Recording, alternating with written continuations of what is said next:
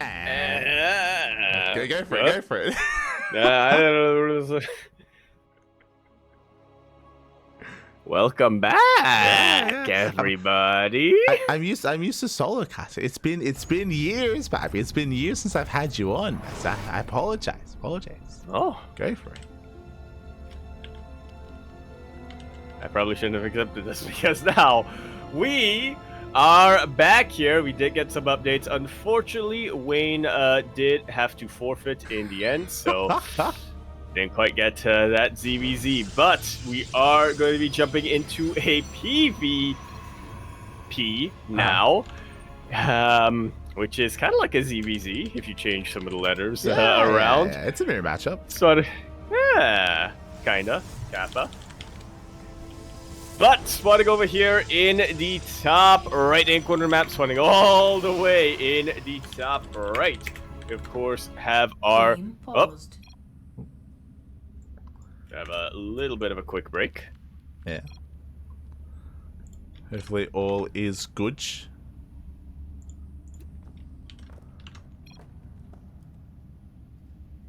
Oh. But yeah, hopefully everything's okay, but it looks like we do have a little bit of a latency issue here, and hopefully we can recover. If not, we can always... okay, it looks like it's it's just spiking up really badly.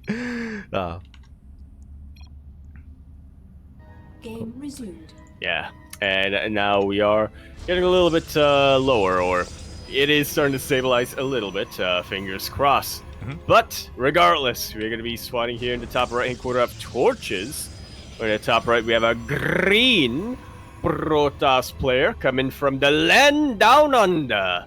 He is, of course, going to be representing, I'm pretty sure that's himself, in his clan decal over there. This is your Aussie quiz, Yaku. That is not Rize, but that is an Australian Protoss. Do you recognize the face? It's photoshopped. I need to zoom in. I need to zoom in more. I recognize the facial hair. He's wearing a hat, but sure, yeah. The facial hair. Yeah, okay. It's not Pez. Yeah, it is. It's Pez. I don't know why he's in his underwear. I don't know why. But that's Pez, yeah. Alright, that's Pez. Well, already I have some questions. Mostly, if that's Pez, why are you not purple, Rize? True. But regardless, we do have our green Protoss player representing AXS. We have Rize. And spawning in the bottom left-hand corner, we have the red Protoss player, the Team Liquid Protoss. It is SKillous. Hello. Yeah, a little bit cheeky here is Rize. Oh, yeah. Very quickly, if you're in the chat, predictions are open. Place your bets on who you think will claim the series in this PvP that we are jumping into. And already we start things off with a cheeky opener. Not the cheekiest of builds, by the way, but does open up proxy Stargate. That's also a pretty interesting location for a proxy, but considering the map, I mean, it's not that close by to the base of SKillous. Yeah, that's exactly right. That's what I mean. Like, it's quite far back here on the Rize's half of the map. We see SKillous, he's scouting, he's checking, he's aware that alas, something is missing, something is right, something is wrong, and we'll see what he can get done as SKillous himself does open up Stargate back at home. Something is missing, all right, from Rize, that being a pylon and Nexus. And pants. Which SKillous has right now. I mean, it's missing for Pez, but then again, I guess Pez and Rize do share pants, so... Who's wearing the pants today? Oh, no. We're about to find out. As so far, Rize does move out, again, does open up proxy Stargate, backing up Phoenix is back at home. Phoenix? Yeah, okay, interesting. I mean, remember, it is a Stargate opener out of SKillous. He has no idea. It does open up Oracle, by the way, and Phoenix's would be a way to hard counter this Oracle, assuming he does move into to intercept. Yeah, Rize is able to confirm the Oracle, and now he's booking it back home with those Stalkers. Just gonna try to keep as many of his probes alive as he can. Hasn't revealed his hand yet, though. And he's got 3 with his hand. Stasis trap into the main base. Rize does pull away in time. Does pull away. Does deny any kind of damage so far. Now the Stasis goes off once again on one more probe. Yeah, Stasis traps are attempted, but no more will get in. A little bit of lost mine time here for Rize, but I'm sure he's glad that he didn't lose a probe. Yeah, hasn't lost anything yet, so solid defense so far. Of course, welcome on all to Torches. Torches is the smallest map of the map, all known for aggression and for rushes. And SKillous, he will find the proxy pylon. He will shut down the initial forward pylon. Yeah, let's get a cancel. No cancel, unfortunately, here for Rize. A little bit distracted by the Oracle back home. Okay, not too bad. Yeah, not too bad. Rize, he will lose a pylon, but he does take down the Oracle. Meanwhile, he's going to be able to reinforce across the map. He's still banging up those Phoenixes, by the way. And Rize, he's not probing. He's not probing. He has 2 workers here, but they're only here just to make it look like we're saturating. Rize has no saturation. Rize is going basically for a 1-base all-in. Yeah, and he's got a decent army going for him, especially if SKillous' army is caught a little bit out of position, a little bit too close to that 3rd base location. But SKillous, he is sticking close to his shield battery. Obviously, we also have that energy overcharge available if need be. Great use of the Phoenixes to lift up as many Stalkers as possible, just cutting down the DPS here from SKillous. But reinforcements have arrived. 2 Phoenixes have fallen. Yeah, 2 Phoenixes. 3 Phoenixes. Excuse me. Yeah, 3 Phoenixes have gone down. He does take down 5 Stalkers, which is impressive, but as we can see here, I mean, the shield battery is running out of energy. We have more shield batteries on the way. Rize trying to force his way through. Can he break this? He cannot. The concave is too good, and SKillous, he's holding. Yeah, Blink also just about finished up here for SKillous, giving him a lot more maneuverability and microability with this Stalkers. While this is all going on, SKillous' 3rd base did finish up. He is moving probes there. He is light years ahead of Rize right now when it comes to his economy. Oh yeah, exactly. Economically, he be zooming, papi. And Rize, as you mentioned, he's just now starting worker production. He's just now saturating his own natural waste. He's forced to macro. He's forced to make workers he never really wanted to, and Rize is in a brutal position. I think the tip-off, actually, the hint, was actually in the clan decal. It's not probe in there. True. There's a reason he chose Pez instead of probe. Yeah, there you go, there you go. Exactly. No workers, no probes. Instead, we got some Pez. Whatever that means. Well, he liked his Stargate play, from what I remember. Yeah, true. It's been a long time. He liked the depths, from what I remember. He did. I think I remember him adepting Go-Go Joey a couple of times. Yeah. I think that's in the recesses of my mind, but yeah, it's been a while. It's embedded in there. Adepts versus Pez's adepts versus Joey's roaches. Yeah. I think on like Death Aura. Like I think that's that's somewhere in the back of my mind.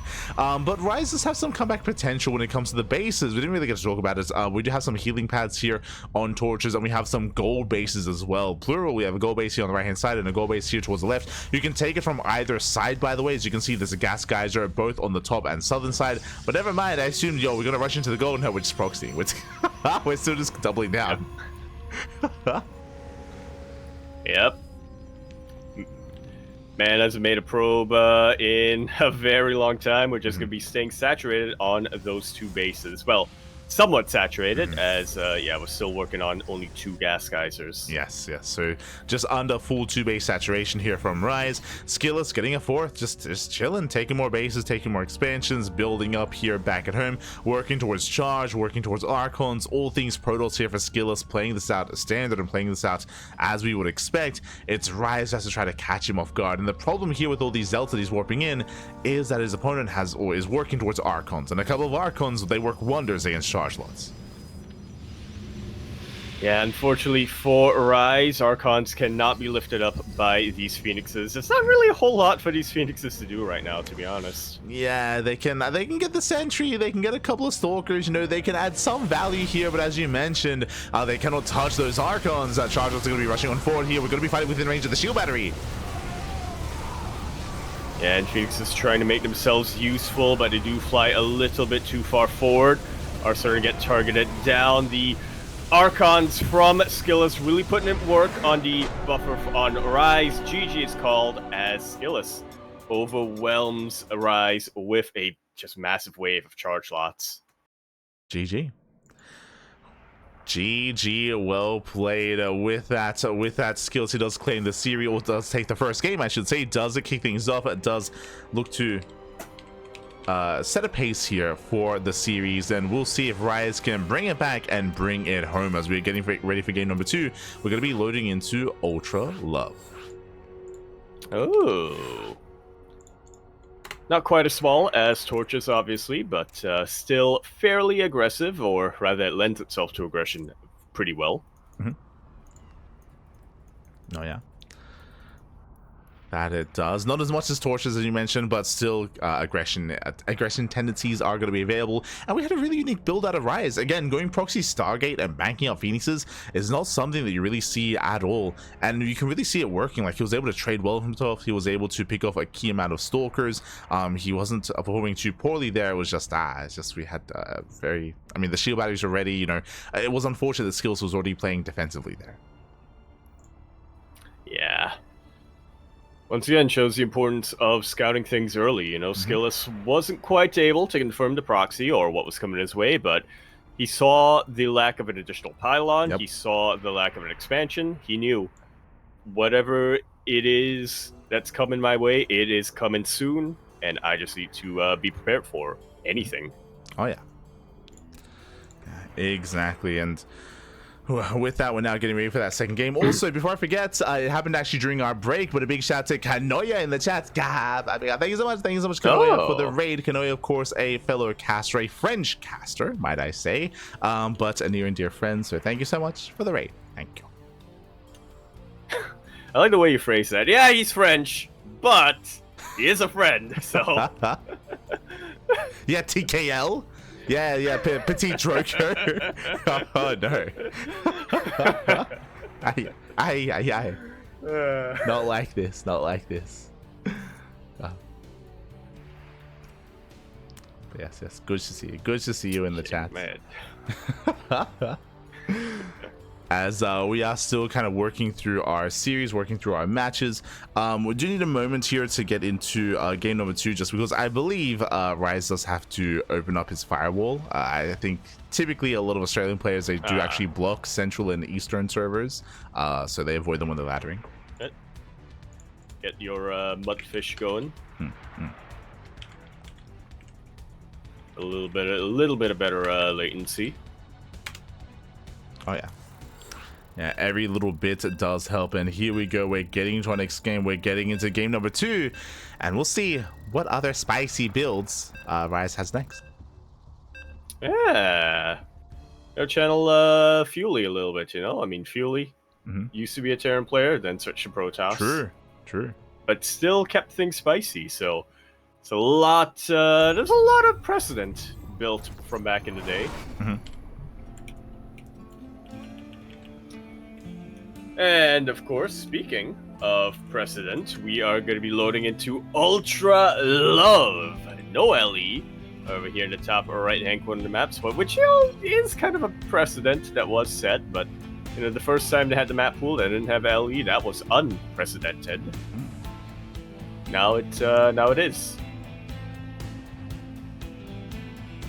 I prefer the LE version. So anyway, in the top right corner of the map, starting all the way in the top right, we have a blue Protoss player playing from all the way over from, I'm pretty sure, Nazgul's house over in the Netherlands.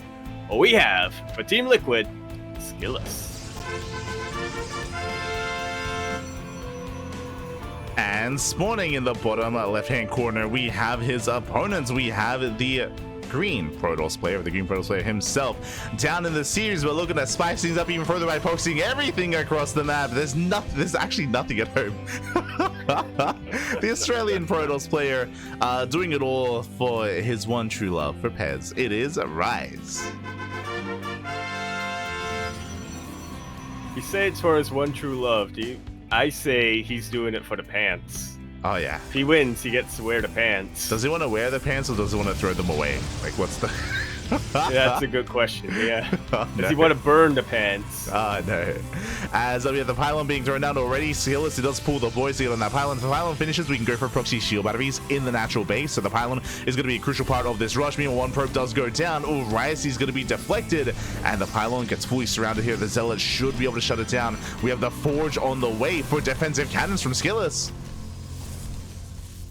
One probe goes down, the other probe, oh, so close to being taken out as well. Will throw out a pylon just at the last second, but very, very low. It should not be difficult at all for SKillous to be able to take that out. And I mean, even if it finishes up, there's no way to get a probe in there anymore. There's no way to actually make use of that pylon here if you Rize. SKillous, he fully walled off. He fully walled off. We have cannons on the way. Defensive cannons here for SKillous. The pylon is done, but as you mentioned, we cannot make use of that pylon. Rize is just going to be rushing Zealots. No gas. No gas here. Just pure Zealot rush out of Rize. He will knock down the Forge. You know what? I believe in the Zealot waves coming down, but the cannon did finish up. We also have the side core finishing, so Adept is on the way. Cannons get taken down, and there's a little bit of a gap here. Zealot's getting on top of the Adept. Yeah, they get on top of the Adept, they get on top of the cannon. The second cannon may go down, but alas, there's just too much here to defend. The cannon does survive. We have two Zealots trickling in, but they have to go the long way around, and GG gets called. SKillous, he will hold, and SKillous will claim the series 2-0.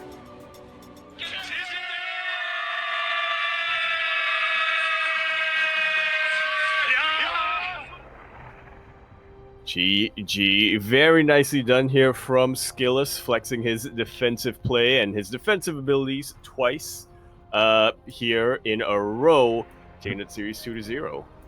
Yeah, GG, well played. That was a very chaotic series. What I appreciate is that these were very unique builds. Like, we cast a decent amount of cheesy Protoss players. It's been a long time, if ever, since I've seen just like basically almost like a flower, you know, like just one base, just pure Zealot all in, or even again in game one, which had a little bit more finesse going for the proxy starport or Stargate.